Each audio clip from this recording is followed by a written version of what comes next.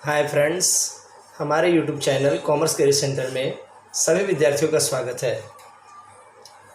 आज मैं आपको कैश फ्लो स्टेटमेंट का डायरेक्ट मेथड का 2 क्वेश्चन बताऊंगा, जो दोनों क्वेश्चन काफ़ी लंबे हैं, लंबे प्रोसेस से बन रहे हैं। डायरेक्ट मेथड थोड़े लंबे होते हैं, उसके रूल पूरे जान लेने चाहिए। एसके सिंह के बुक से ये 2 क्वेश्चन बड़े लंबे हैं, लेकिन प्रोसेस यदि आप जान लेते हैं तो काफ़ी आसान हो जाता है। एग्ज़ाम में कौन से मेथड पूछ देगा ये कुछ क्लियर नहीं है, तो डायरेक्ट मेथड और इनडायरेक्ट मेथड दोनों जान लेना चाहिए।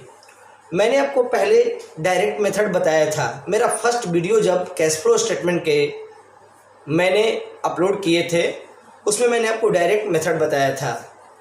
ए का मतलब कैश रिसिप्ट मतलब इनफ्लो, बी का मतलब कैश पेड मतलब आउटफ्लो, सी नंबर, ए नंबर में से बी नंबर घटाएंगे तो आ जाएगा सी नंबर।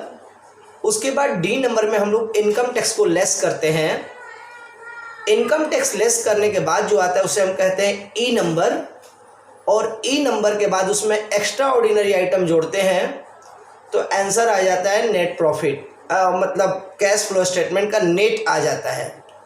तो याद रहे, ए से लेकर ई तक मैंने आपको बताए थे। इसमें ए और बी को मैंने क्लियर किया है। क्वेश्चन में अधिक आइटम केवल ए और बी के लिए ही है, इसके आगे कोई आइटम नहीं है, इसलिए समझना बहुत ज़रूरी होगा। CFS कैश फ्लो स्टेटमेंट, ये मैं आपको जो बोर्ड पे क्वेश्चन समझा रहा हूँ, बता रहा हूँ, ये क्वेश्चन नंबर आपका है 4। बड़ा ही लॉन्ग प्रोसेस है इसमें, इसलिए ध्यान देना बहुत ज़रूरी होगा। ए नंबर और बी नंबर दोनों तरफ बोर्ड लगा हुआ है, फर्स्ट साइड में ए और सेकंड साइड में बी। कैश रिसीव, इसके पहले जो आपने क्वेश्चन नंबर 2, 3 और एग्जाम्पल नंबर 2A बनाया वो काफ़ी आसान था, क्योंकि सारे आइटम रेडीमेड मिल गए थे, बस आपको सेट करके बनाना था। लेकिन आज के क्वेश्चन में ए से लेकर ई तक आइटम मिल रहा है कि नहीं ये देखना है, जिसमें प्रॉब्लम ए और बी में आ रहा है। ए का मतलब कैश रिसीव या कैश रिसिप्ट, और बी नंबर यानी कि कैश पेड। ये दोनों चीज़ किताब में ठीक से दिया नहीं है, रेडीमेड करके नहीं दिया, जैसा कि क्वेश्चन नंबर 2 और 3 में था। तो कैसे निकालेंगे सर? तो निकालने का तरीका सीख लें, आगे कोई भी क्वेश्चन आपसे बन जाएगा डायरेक्ट मेथड से। यह चैप्टर बीकॉम पार्ट 3, BBA तथा अन्य जगहों में CS में भी पढ़ने हैं, तो जान लेना बहुत ज़रूरी होगा। तो सबसे पहले मैंने बोर्ड पे लिखा है कैश रिसीव, ये मैं वर्किंग तैयार किया हूँ। अभी इसको फिर से बनाना होगा ए से लेके डी या ई तक। तो सबसे पहले ए नंबर में कैश रिसीव, जिसको कहते हैं इनफ्लो। सबसे पहले सेल्स का मतलब पैसा आ रहा है। इसमें ओपनिंग डेटर को जोड़ देंगे, ओपनिंग BR को जोड़ देंगे, है ना। डेटर और BR से दोनों से पैसे आते हैं, ये ओपनिंग वाले ऐड कर दिए जाते हैं और क्लोजिंग वाले लेस कर दिए जाते हैं। क्लोजिंग डेटर और क्लोजिंग BR को लेस कर दिए जाते हैं। तो आ गया 7,54,000, मतलब ए क्लियर हो गया, यानी कैश रिसिप्ट यानी कि इनफ्लो 7,54,000 आ गया। और भी एसेट्स हम लोग को मिलेंगे तो वो सारे चीज़ चले जाएंगे बी नंबर में। और भी एसेट्स होते हैं, प्रीपेड होता है, स्टॉक होता है। तो जो भी और भी करंट एसेट्स मिलेंगे, इसमें 2 ही करंट एसेट्स जाएंगे ए नंबर में, केवल BR और डेटर दोनों से कैश मिलता है। अब आइए कैश पेड यानी कि B number second side. Cost of material कितना रुपए में लाया गया? 5 लाख। इसमें ऐड कर दिया है मैंने सारा लायबिलिटी, ओपनिंग लायबिलिटी, लेकिन ध्यान रहे करंट लायबिलिटी को ऐड किया है मैंने, और ओपनिंग करंट लायबिलिटी को मैंने ऐड किया है, लेकिन करंट एसेट्स क्लोजिंग का ऐड करना होगा। यही रूल है, अगर आप करंट लायबिलिटी लेते हैं तो ओपनिंग का लेना होगा, और करंट एसेट्स लेते हैं तो क्लोजिंग का लेना होगा। तो इस बात का यदि आप ध्यान रखते हैं तब आपका ये आ गया 5,75,000। ए और बी तो क्लियर हो गए, तो आपका बनाना अब आसान हो गया। अब पिछले जो आपने क्वेश्चन बनाया 2 और 3 या एग्जाम्पल 2 का ए, उसके आधार पे आप बना सकते हो। ए नंबर के जगह पे आपको एक ही बार में लिखना होगा कैश रिसीव यानी कि इनफ्लो 7,54,000, क्लियर। और उसके बाद बी नंबर में लिखना होगा, बस ये एक लाइन आप लिखेंगे, ये सब दिखाने की जरूरत नहीं है, ये सब वर्किंग नोट में रहेगा। ए नंबर 7,54,000, तो बी नंबर का आंसर कितना सर 5,75,000, सही है। ए और बी को आप जोड़ देंगे तो सी के जगह पे आप लिखेंगे, ए और बी को जोड़कर सी के जगह पे, यानी कि ए में से बी को यदि आप लेस करते हैं तो आ जाएगा 1,78,500, 178,500। उसके बाद उसमें से लेस किया जाता है टैक्स, याद है ना, डी नंबर में टैक्स लेस किया जाता है। तो आपका जो ऊपर क्वेश्चन बना हुआ है उसमें इनकम टैक्स दिया है 30,000, यदि हम इनकम टैक्स को लेस कर देते हैं डी नंबर तो ई नंबर आ जाता है 1,48,500। याद रहे 1,48,500 के बाद भी एक और आइटम चाहिए था जिसको हम लोग कहते हैं एक्स्ट्रा ऑर्डिनरी आइटम। वो नहीं मिला तो कोई बात नहीं, अगर वो रहता तो वो भी ऐड हो जाता।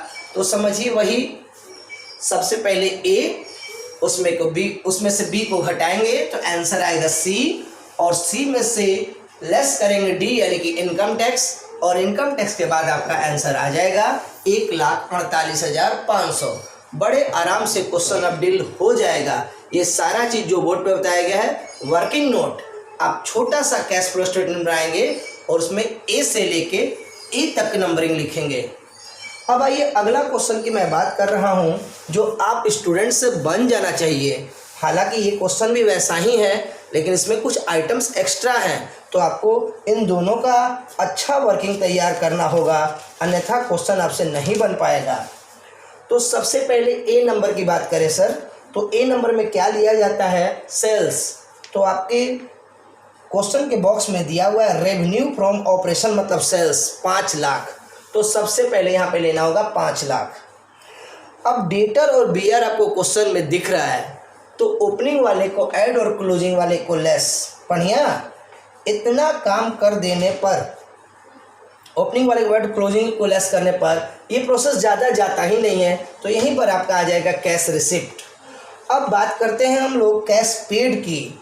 कैश पेड में हम लोग को क्या लेना होगा सर, सबसे पहले cost of sold, cost of good sold या कॉस्ट ऑफ मटेरियल उस समय मिला था तो कॉस्ट ऑफ गुड सोल्ड ले लेंगे, और उसमें क्या करेंगे, जितने भी लायबिलिटी हैं तो लायबिलिटी को, ओपनिंग लायबिलिटी को ऐड कर देंगे, ओपनिंग लायबिलिटी को ऐड करेंगे और क्लोजिंग एसेट्स को ऐड करेंगे। ओपनिंग लायबिलिटी और क्लोजिंग एसेट्स को ऐड करना है, लेस क्या करना है सर, क्लोजिंग लायबिलिटी और ओपनिंग एसेट्स को लेस कर देना है, ठीक है। इसके अलावे बॉक्स में और भी एक्सपेंस हैं, बॉक्स के और सारे एक्सपेंस को मैंने पिछले क्वेश्चन में भी इग्नोर किया। क्यों सर, जितने भी नॉन ऑपरेटिंग एक्सपेंस होंगे वो डायरेक्ट में इग्नोर कर दिया जाता है, ध्यान नहीं दिया जाता है, लेकिन जो सही एक्सपेंस होते हैं उससे ज़रूर ध्यान देना चाहिए।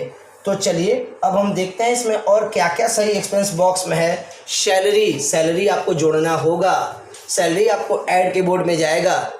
आउटस्टैंडिंग सैलरी वो तो लायबिलिटी के रूल पे चलेगा, लेकिन सैलरी को ऐड करना होगा। इसके अलावा इंश्योरेंस प्रीमियम भी ऐड करना होगा, इंश्योरेंस प्रीमियम भी ऐड करना होगा।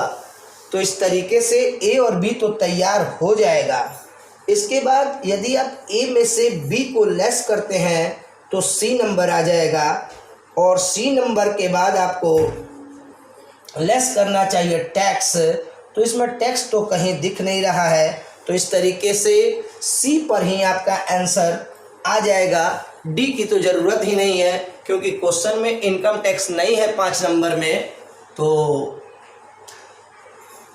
फिर से एक बार मैं आपको ये क्लियर कर दे रहा हूँ, पहले ए क्लियर कर लीजिएगा। ए का तो प्रोसेस सेम है, बी का भी प्रोसेस एकदम ऐसा ही सेम होगा। जहाँ पे मैंने कॉस्ट लिया है 5 लाख, वहाँ पे आप कितना लोगे, 3 लाख।